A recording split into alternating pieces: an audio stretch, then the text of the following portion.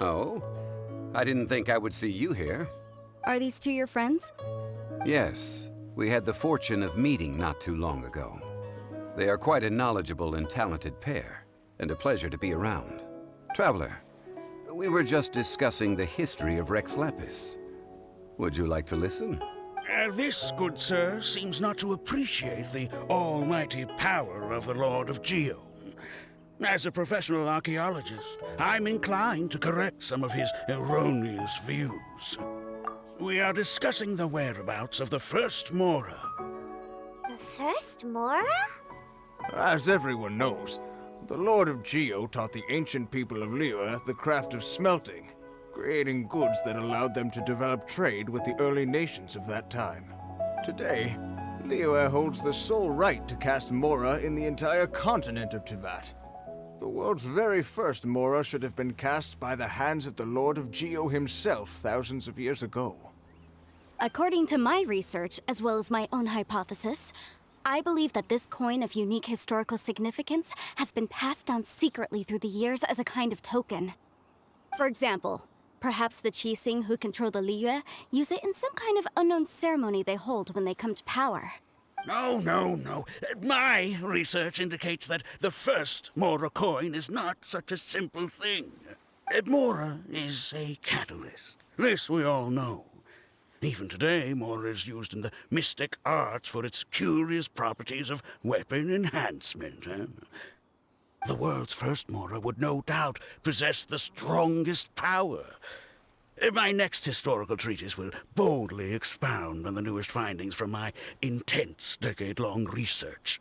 That is, that the Lord of Geo used this original Mora as a catalyst to enhance a dagger and a sword. A dagger and a sword? Well, buy the book when it comes out to read the full story. For now, I will only reveal this.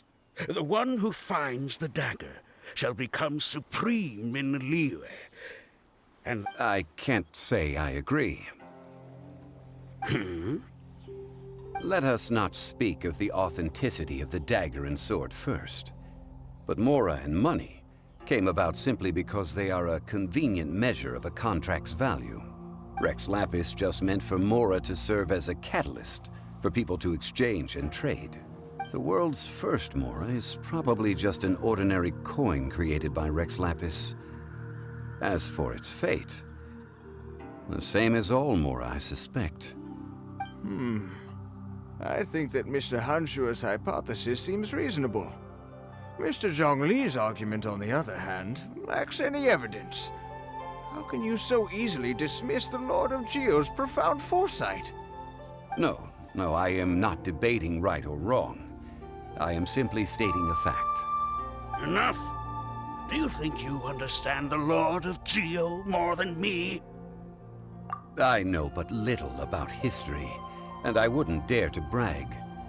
But discussion is meaningless if everyone has the same opinion, no? Well then, answer me this. Long ago, when Liyue Harbor was being constructed, the Lord of Geo taught the people how to build houses. The model home he used to teach them was completely cast from Mora, correct? That is correct, indeed. Okay, then tell me.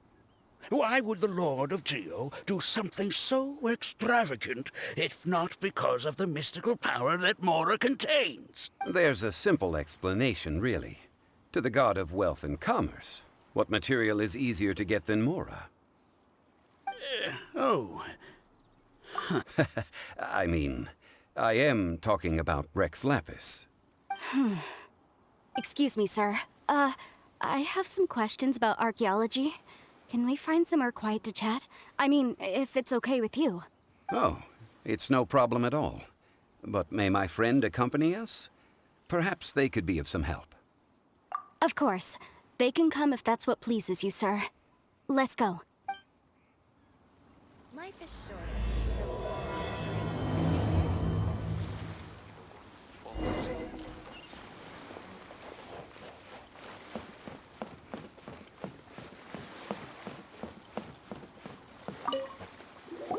What I'm about to say is a bit disrespectful of the Lord of Geo and would draw a lot of angry looks.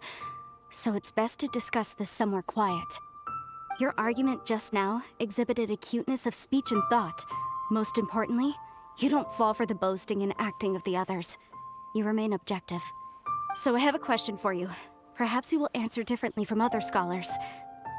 Do you think that all the gods that the Geo Archon killed were evil? Let's not analyze it in terms of good versus evil. Rex Lapis placed great importance on the integrity of contracts. So any gods he killed certainly must have broken some kind of contract. Right! The Lord of Geo wouldn't kill the innocent. But when I was doing some research, I learned about the legend of the god of salt. The god of salt, Havria, was a very kind god, but she encountered Morax one day in battle. Morax used a rather underhanded trick to assassinate her. What? No way! This bit of history is a long story. But you may not like the truth when you hear it. Don't worry, please tell me what you know. This event, I've already searched for answers for a long time. No, it's just... Where should I begin? Over here, Mr. Zhongli. I've been looking for you. So you're over here all this time. Put down your weapon and stay back. Otherwise, Paimon's reporting you to the Millilith. First of all, I'm not holding a weapon. There's no need to overreact now. I'm simply an archaeological researcher from Snezhnaya. I'm not here for trouble. The Fatui say that every time. But this time, I registered with the Liyue Ministry of Civil Affairs. I could show you the official documentation if you want to see it. I will be conducting an archaeological survey here, the results of which will all be shared with the ministry. I heard that Wangsheng Funeral Parlor had a consultant named Zhang Li, with immense knowledge of ancient history and archaeology. So I paid Wangsheng Funeral Parlor a handsome amount to hire Zhang Li as my own consultant while I'm in town. So you mean to say that this is work for the Wangsheng Funeral Parlor, yes? Well, since it's work, I don't have a choice. A consultant of the Wangsheng Funeral Parlor must respect their duty. Of course you would be such a reasonable man. Well then, let's head out now, shall we? Wait, if you are studying archaeology, can I go too? I am also a scholar in this field, so I can help. That will give us a chance to continue the topic we were just discussing. Oh, and you should tag along too. This experience may be of help to you on your future adventures. It is a story from before the rise of the Seven. Although the god of salt has already perished, it will still be a meaningful experience for your journey. Wait. This is an archaeological expedition, not a tour group. That's too many people. But this friend of mine has a treasure-finding talent, surpassed by no one. It will surely be of great help to us.